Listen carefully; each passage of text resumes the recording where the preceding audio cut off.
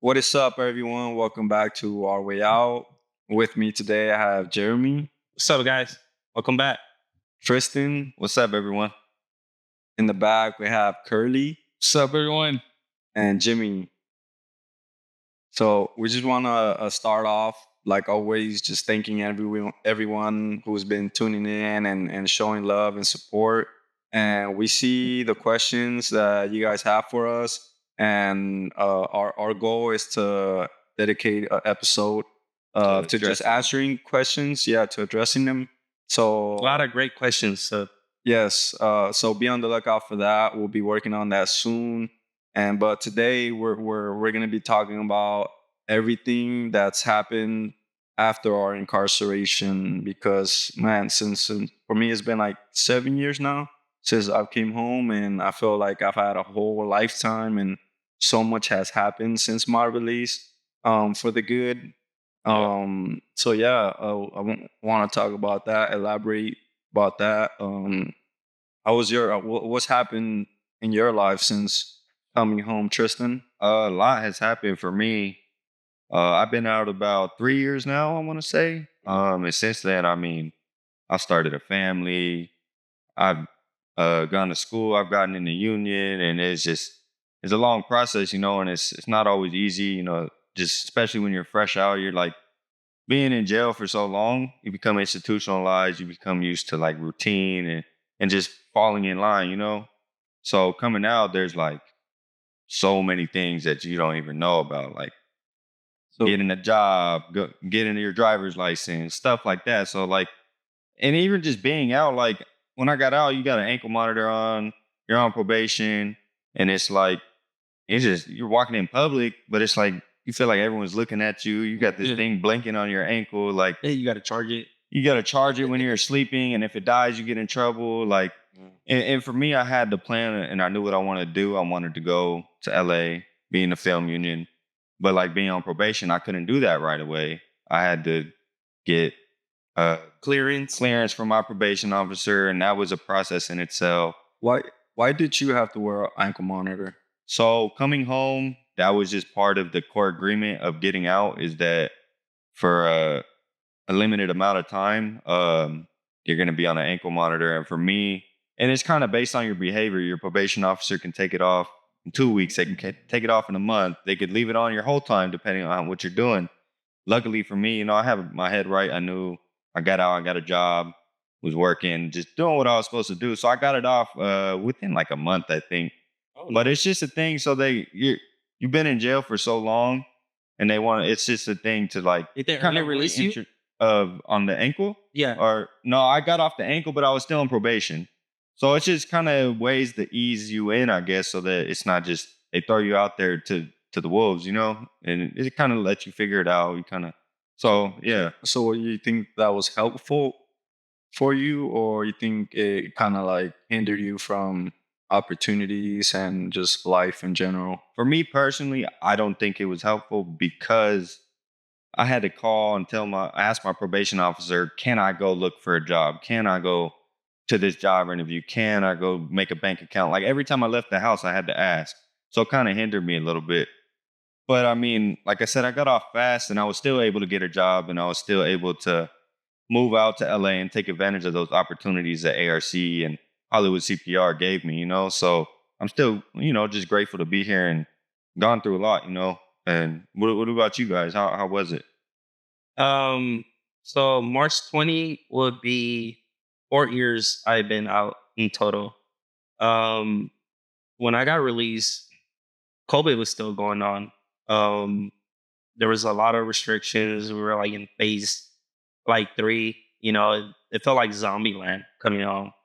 Um, And during that time, it was like hard to go get like your ID or go to the DMV because trying to schedule an appointment then took like a month or, like 6 weeks to be able to go in person and be able to get a photo so you get an ID.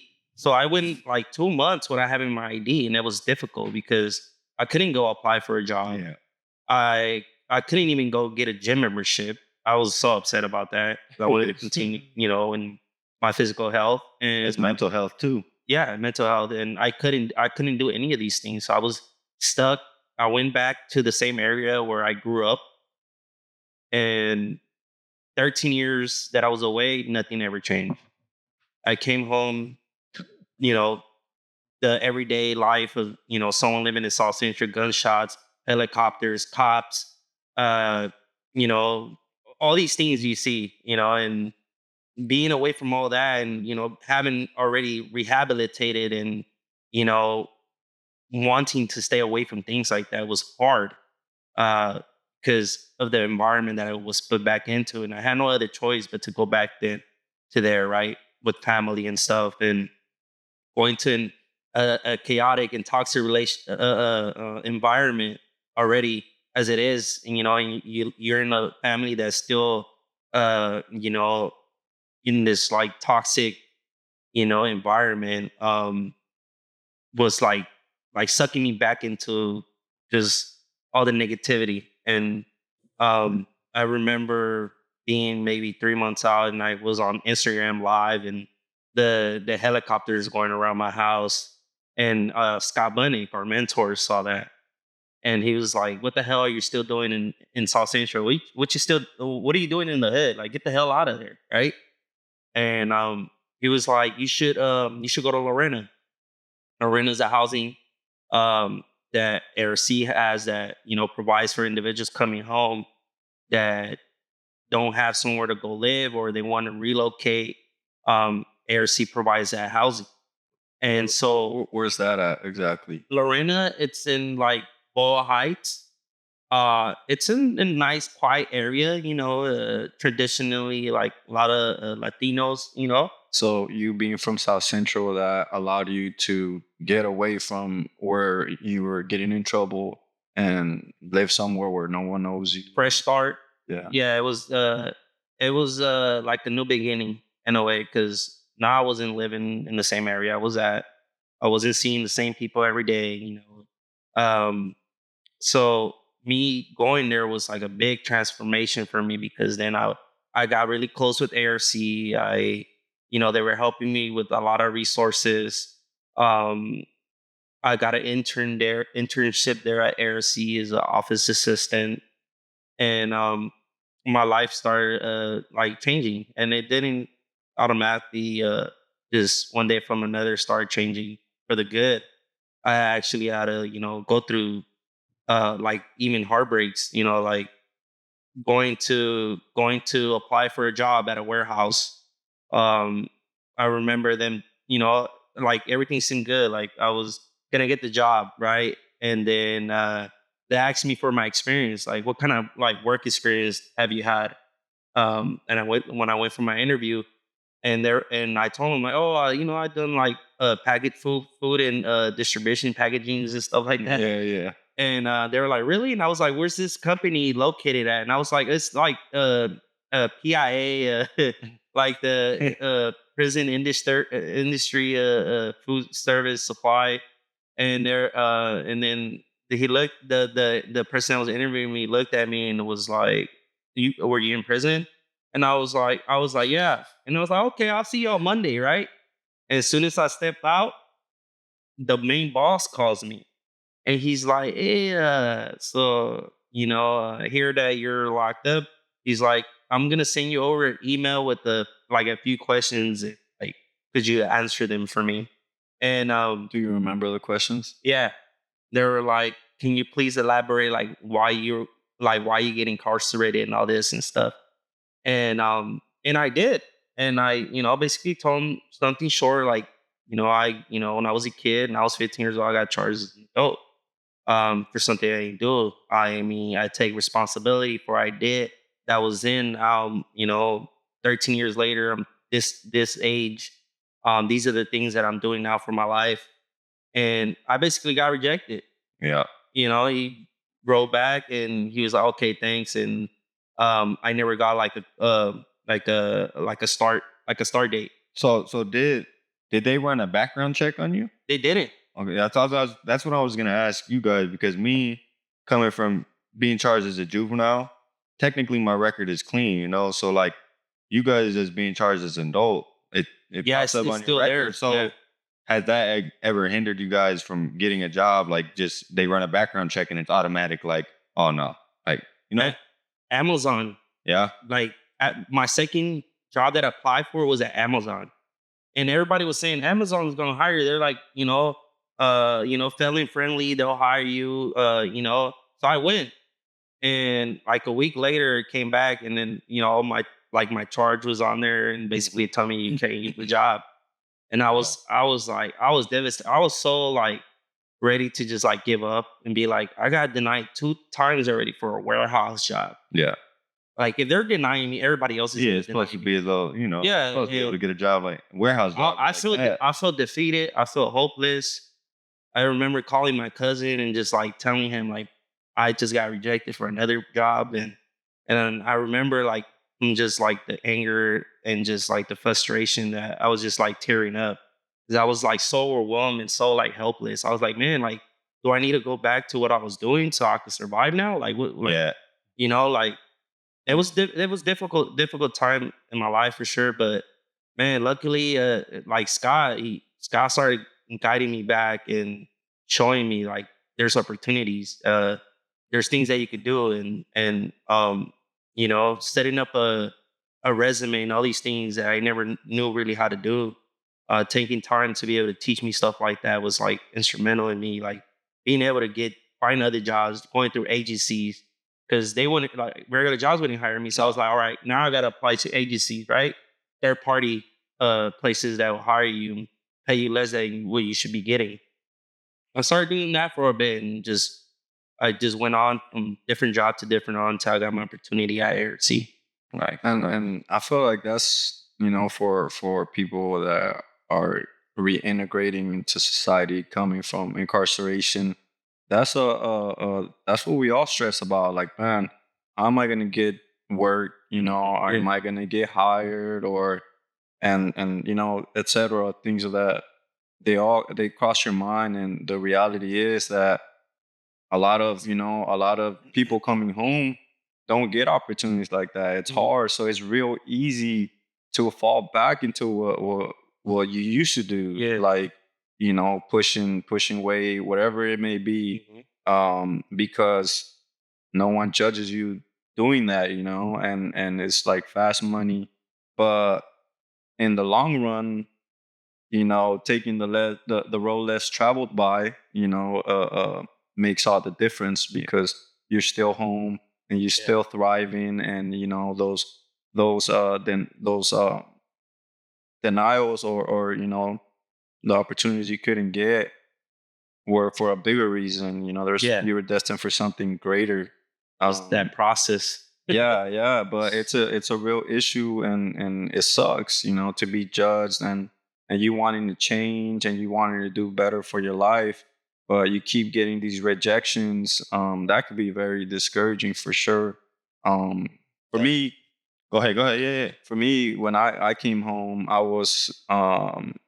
went into a transitional housing where I also had to wear an ankle monitor, and I was only allowed to go to school and work. Which transitional house did you? Amity. Oh, Yeah, yeah. that's good. Yeah, Okay. and being there, I feel helped me out a lot, because I didn't know anything, but the system. I went in at the age of 14, never had an actual job or an actual interview.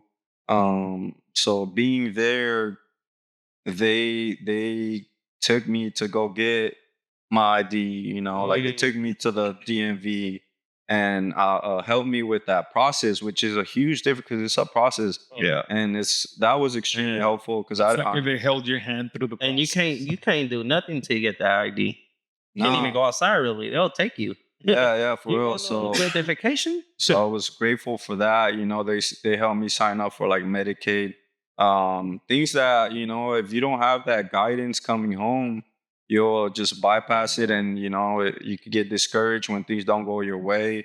So being there really helped me with little things like Yeah. that. Like Yeah. I was lucky. Transitional homes are really They're very helpful. I wouldn't have been able to come out to LA without it, And for me, I was lucky that my dad was there and I was able to stay at my dad's when I first got out. So He helped me. He went and helped me get a Nice. ID, driver's license, sign up for like food stamps, Medi-Cal, Mhm. like you said. GR. Yeah, all that. And then with Magnolia Transitional Housing through our ARC, that's how I was able to come out to LA and pursue film like I wanted to, you know. So just these opportunities that were given, like I knew what I wanted to do, and I just didn't know how I was gonna get there. And as the opportunities came, I was able to take advantage of them, you know, and do what I had to do to really do what I want to do. And especially when I had my son and I had a family, you know, that was extra motivation. So I had to do it. And I'm just very blessed and very grateful that the opportunities that were given to me, Yeah. I had, you know, because without them, I don't know what I was going to do, you know? Yeah. And I remember when you first like came to ARC Uh-huh. because I was still working at ARC. Yeah, I remember. And I remember you were just like really curious about like the industry. 'Cause Yeah. I could tell how hungry you were, and you were like getting ready to start doing school and stuff like that. And you were one of the many like individuals that was doing Hollywood CPR that I saw that was like really committed and that really wanted something good for your life. And I just want to say, like, going back from now, like from then to now, is like I'm proud of your journey. Yeah, I Where you appreciate are that at too. bro. You know. I'm proud of all of us, you know, we've all, I've seen you grow, I've seen you grow since I met you, you know. So All you guys are inspirational. Yeah, Because you thank guys really inspire thank you, everyone. Jimmy, yeah. Thank you, Jimmy. So what are some of the opportunities that you guys have had since coming home? Like, for example, working at ARC. What happened after that? I'll let you go ahead. Oh, so yeah, I worked for ARC. I was an honor to be able to work with ARC, a foundation that, a lot of our close friends, Scott Budnick founded, and there's something that I wanted to do when I was inside because I had heard about ARC and like Scott and all them. And I was like, I want to be able to align myself, be able to do something like this and get back to my community, right? So my mission was to like get in ARC, and I didn't know how I was going to do it, but it happened, and the reason it happened is because I put myself in the positions to be able to get those opportunities to become an intern and stuff like that. And when I did become an intern, I worked my ass off. I made relationships there. Sam Lewis gave me the opportunity, Sam Lewis used to fight tough for us to uh, be able to get those internships at ARC, because before it was like only like college kids was able to get them. And he was like, I want individuals coming from like incarceration or whatever it might be to be able to get this opportunity to like learn office skills and whatnot. And those skills turned into me getting a full-time job at ARC, being a credible messenger, mentor in Central Juvenile Hall. So with ARC, I was able to go back into juvenile hall and mentor kids that at one point was me when, I was 12, 13 years old, in and out. And, there was no like role models, no guidance, no anyone telling you what not to do. Like, you shouldn't be doing this. You should like have manners. You should be respectful, and I was able to go in there with this new perspective, me being able to like put myself in those kids' shoes now and be able to relay and just be able to be an open ear and just hear them out, because at one point I wish I was being heard, and I took that with me. Every unit that I went to juvenile hall, every kid that I met, like I always let them know, like, this is not the end of your journey, like, and just to be able to like share that with each kid, was like this feeling of just like like I'm doing something good, like it gave me purpose, Yeah, definitely. and that's something I'm always thankful for, to be able to do something like that. I mean, I met you going inside on Saturdays, mentoring the kids, in Barry J. Nordoff, in the compound. We were there too, Yeah. and to be able to do that, to get back to your community was like one of the like biggest accomplishments that I'm like proud of myself for being able to do. And doing that is how I came across you.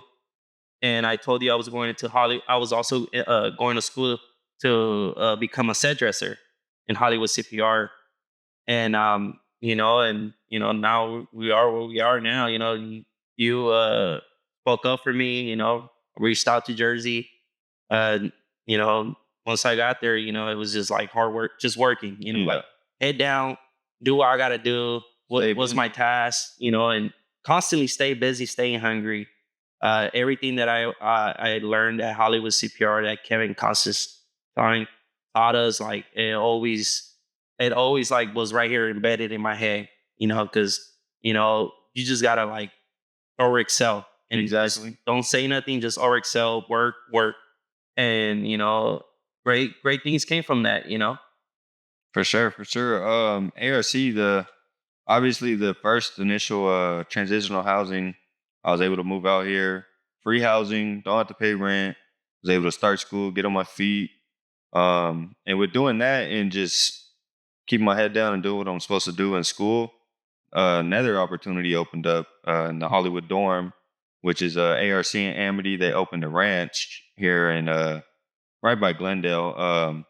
But it's a beautiful property and free housing again. And they also gave me a monthly stipend of $2,400 a month. So it was like going through Hollywood CPR, you have to get hours working on film sets, and a lot of time it's free work.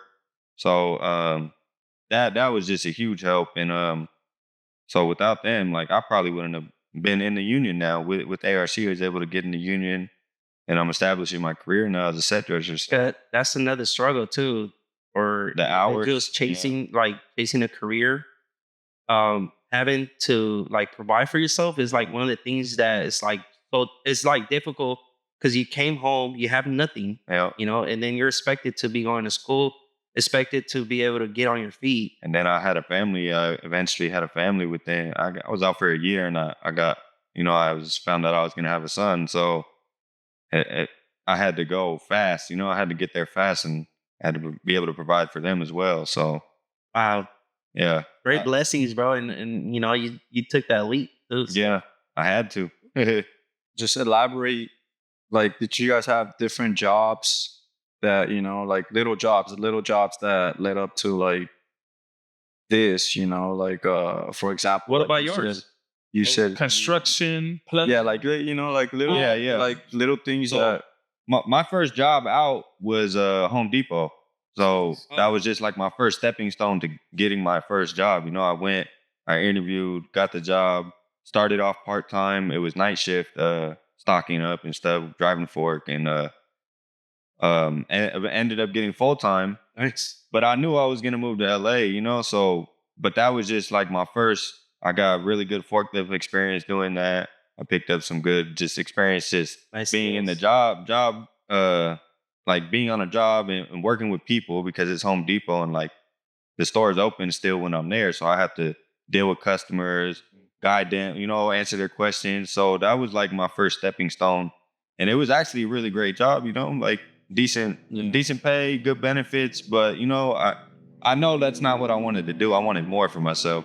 But it was a great first stepping stone and a good learning process, yeah. Yeah.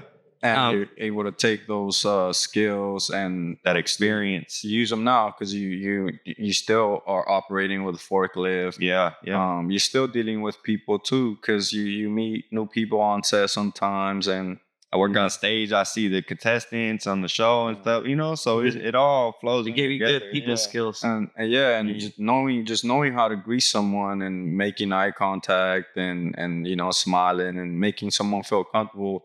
That's a skill in itself. It goes a long way. It does. It long really way. does, and it pays dividends. Yeah. because you never know who you're talking to, and you might just make someone's day that has been feeling sad or Yeah. going through, because everyone goes through some things. My first job was like after I got rejected a bunch of times. My first job was under the table construction. Yeah. Yeah. I was my neighbor. He was like, "You can't get a job. You want to come work with me?" And I was like, "Sure." And we show up, and my boss, then he's just like, "Oh, you could do all the labor, like hard labor stuff, because they didn't want me touching machine. They didn't really know how I operated or work. You ain't got no like resume or You didn't have experience. Yeah, so they're like, you're doing all the heavy labor, basically, Dirty work. carrying the cement blocks and all that. And I did that for like, I think 2 months. And it was hard work, bro. I was only getting paid like $120 a day, Yeah. 6 times a week. And it was like from 6 to 4, Mm-hmm. like 6 to 4. And it was just, and then not only that, I had to drive to like Orange County sometimes, and I was living in like LA. But do you think that experience, like having to work, like drive that far, work that hard, like you think that helped you, and like especially in the film industry, like Yeah, know? it helped me build like patience, being stuck on traffic, having to drive to all these crazy locations. yeah, It taught me a lot. Like it also taught me like a lot of like people skills, a lot of patience. Because at times, like you're out there, uh, digging up holes and cutting wood underneath the sun, and it's like 100 some degrees. It's like for me, it was like a humbling experience because it made me like be like, okay, what else can I do to either get a career in like construction. And then a cohort came across, like construction apprentice cohort came. It was like it was a month long. It was a workforce like resource. So like you could go on online and look up career opportunities, and like you'll get all these resources that tell you, oh, you go to WorkSource in your county, you could do a cohort for carpentry, stuff like that. Mhm. So that's how I came across that, and I signed up for it, and I did that for like a month, and I graduated. I was getting offers to go do like drywall and stuff like that as an apprentice. But I didn't take it because then ARC opportunity came, and I went with that. But all the jobs and stuff that I was doing like prepare me for when I did get that job at ARC. It was like people skills and just like work ethic was like pretty good Mm-hmm. because of those experiences there. What was your first job, baby?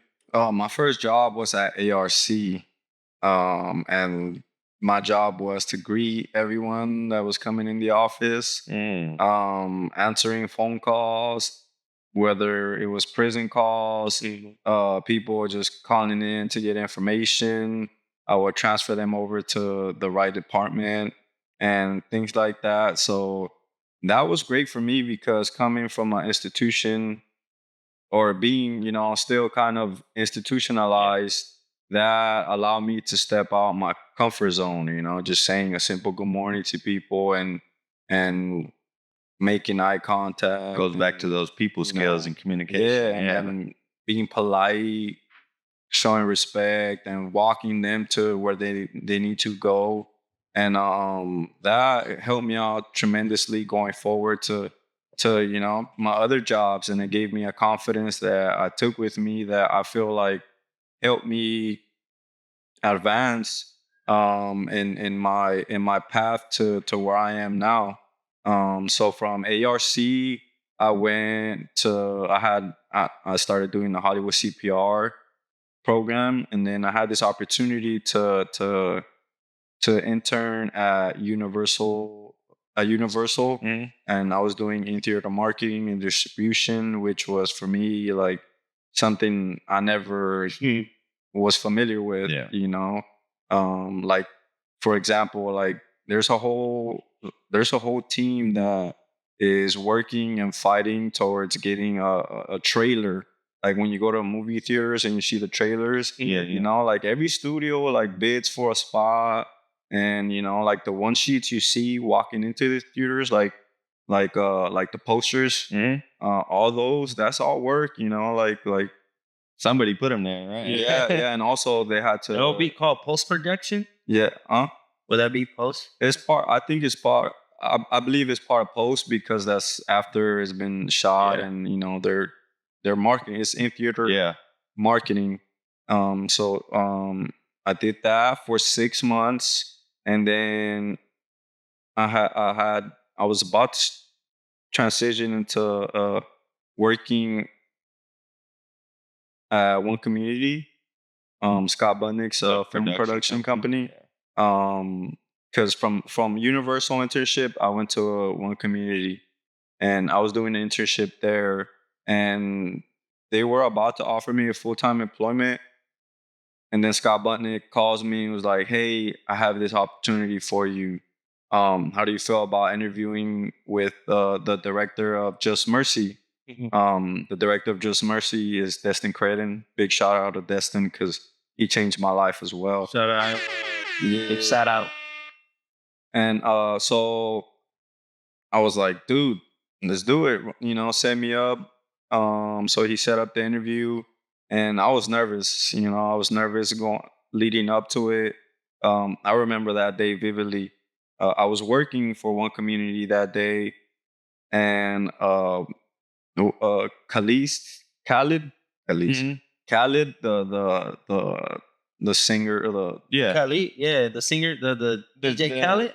The singer, the younger black singer, right? The Khalid. Khalid. He has a good song. He has a really good song. Yeah.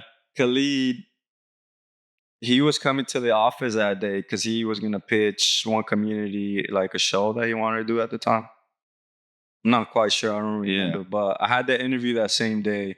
So I went, I met up with Destin, and you know, I just pretty much told him my experience, you know, where I come from, but everything that I've done since coming home, like going to school and interning at Universal and working at one community, and I was honest with him, you know, and I feel like we connected. He's like, "Man, I want to be a part of your story." So, you know, like, when can you Dope. start? Yeah. That's dope, So bro. that's how I got the job with him, and I came in post. They were already editing the movie, and we got to do some reshoots, and that was a life-changing experience for me because I got to see, you know, how the director and editor spend hours in a room just trying to make it perfect. And we've been editing our own podcast, so You you know see how the hard little- that is. Yeah. So now imagine at a big scale something that's gonna come out in theaters. a huge movie. Yeah. So it was beautiful to experience that, and it taught me a lot, and it's made me appreciate movies that much more. And from there, Destin was at the time interviewing for Shang-Chi, which is a Marvel, the Asian superhero. And he got the job. You know, he got the project, and he was like, "Hey, how do you feel about, you know, joining me on the other film?" And in my head, I was like, "Dude, run it, you know." Let's do it. So I was like, "Well, Marvel. I'm a big Marvel fan." So I was, you know, he's all like, "We'll have dinner, discuss, you know, like, because there's gonna be traveling involved and this and that." And in my head, I'm like, "Man, the answer is yes. You know, like, you have to have dinner, but let's do it." And then we had dinner, and then we discussed the details. Like, "Hey, you know, we're gonna be traveling. If you're okay with that, talk to your family, and this and that."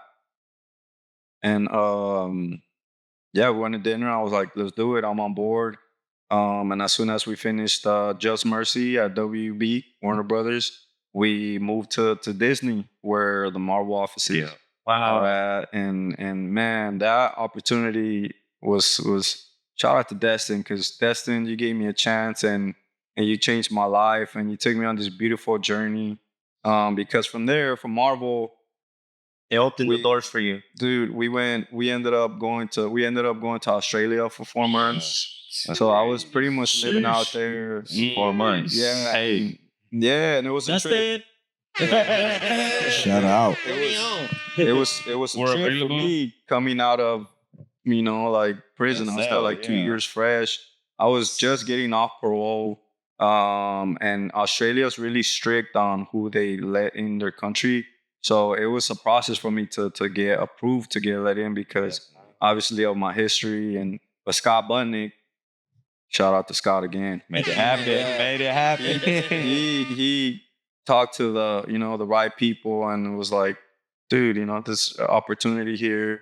The great guy. And yeah, luckily I wasn't messing up. I was like doing what I was supposed to do, which helped in their decision making. And they approved me. And then, they sent me flight options and they were like, hey, what's the earliest you can come out here? And man, they bought my ticket out there and everything was paid for. It was business class. Never in my life have I experienced business class. So I had my own cubicle, my seat turned into a bed because it's a 14-hour flight, longest flight I've been on. So it was, I got to Australia and, we worked on the film and then COVID happened. I came back home and I didn't go back because I wanted, when it was time to go back to Australia and finish shooting, I stayed behind because the uncertainty, it was crazy at the time. And I just want to be close to my family. So if anything happened, I could be there, help. And so I stayed back. And during that time, the industry was slow. So there wasn't that many opportunities for us to work in film. So I started doing construction. I started doing duct work, like the ventilation system. And it was hard work, man. Waking up, putting on those boots, heavy boots, having your belt, your tool belt, for me, it was a culture shock coming from Marvel, Yeah. And yeah, you gotta get it. But sometimes be like that. Yeah, mad respect to the construction workers. Yeah. Because it's not easy work. It's hard labor. But during that time, I asked Destin. I was like, "Hey, man, things are kind of slow out here. Is there any way I could work at the Marble Prop House or he's like, let me see what I could do." And he contacted someone, and sure enough, a week later, I got a call like, "Hey, we have a spot open at the Marble Prop House if you want it." And I was like, "Yeah." So, I interviewed for it and ended up getting the job. And whoa, nice. Yeah, and it was dope, man. I was happy to have a job here at home, and that is what opened my mind to set dressing, because I was doing the work and I was working with all these cool props. And I was meeting all these union guys that were set dressers, and they were telling me about what they do. And so I was like, man, I can see myself doing that, And that's where, I reached out to Mike Drake, which is a producer I met in Just Mercy. And I was like, hey, man, I want to be a set dresser. I think I've made up my mind. And he's like, hey, well, let me see what I could do.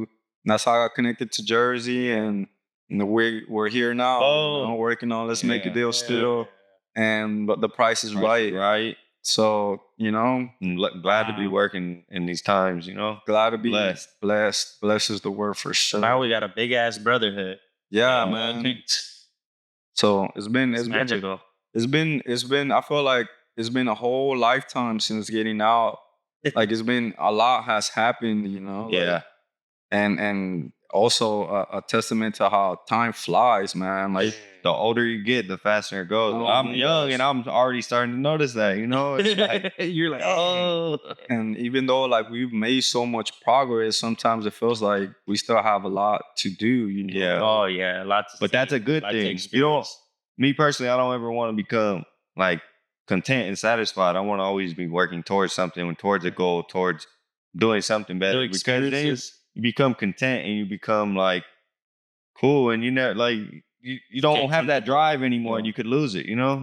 So yeah. So what on that topic? What is something what's the next thing for you?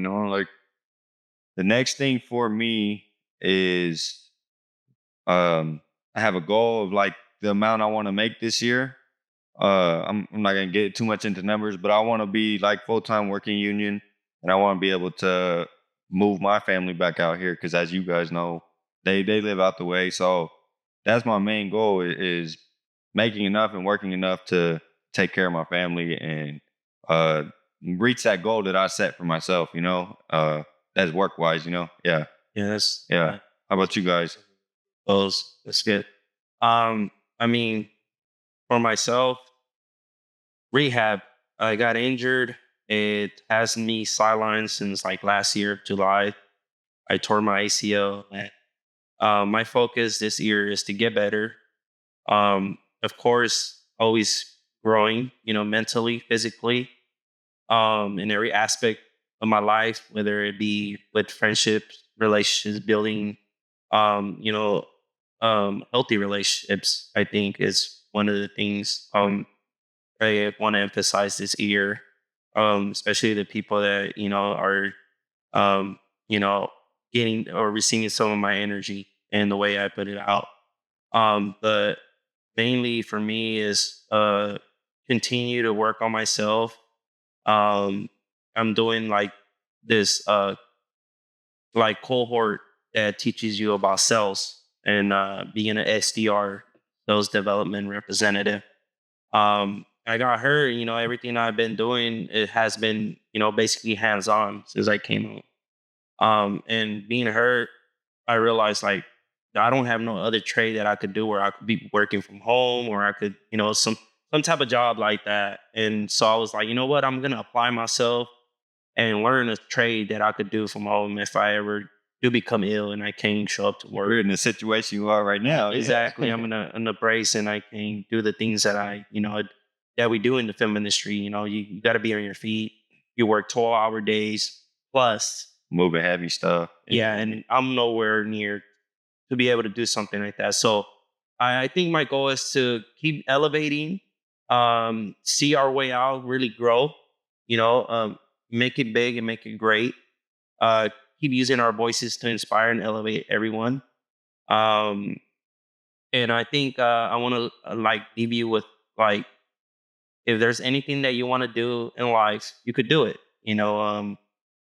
There's a bunch of people here, our circle that, if you reach out to and just ask, if you're lost, you don't know what you want to do in life, reach out and we could guide you. We could give you some type of, direction. So, my message is, just you go for it, take risks. Because if you don't, you never know what could have been. So, Yeah. And my respect, man, for like you said, you're trying to make our way out, get bigger and work on this. And for you to show up here with a messed up knee, because I know that can't be easy and I know it's still painful. So, that's a testament in itself of how passionate you are about this project. And that's what it takes, like, that's that Mamba mentality. Uh, and yeah. What about yeah, you, thank you David? guys. Yeah, I appreciate that. And also, all you guys for being here, from my friends back there, Juan and Jimmy, Yeah. What about you, David? What's your goals for this year? For this year, just to keep growing in every aspect of my life, spiritually, financially, and just trying to like better myself as a human being, as a man. Try to stay busy with work and work on this. Like we're all passionate about our way out and putting these stories that may help others or like the youth that finds themselves going through something that we went through. This is something I'm passionate about, and I'm hell yeah, working on that, bro. Yeah, for sure. of this space. So with that, And that's our way out. that's our way out. Yeah. with that being said, that's our way out. Hell Thank you yeah. for Thank tuning you in. guys. Keep Like, subscribe. exactly. Share, keep Well, commenting, keep putting comments because we're gonna ask them. Yeah. Let us know what you want to hear. Yeah. Ask questions. Give us feedback. We like it all. Anything goes. We'll see you guys. That's love. Guys.